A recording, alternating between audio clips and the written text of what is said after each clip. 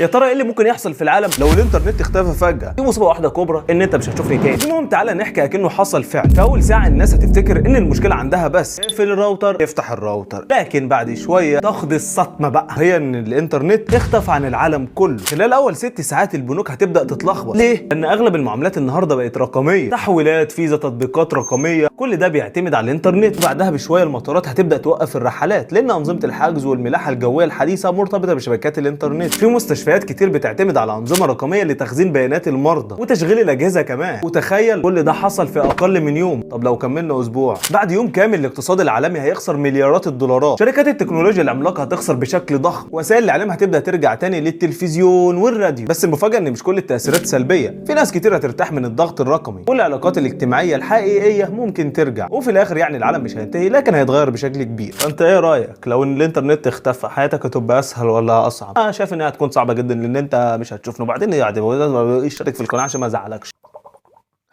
تشرب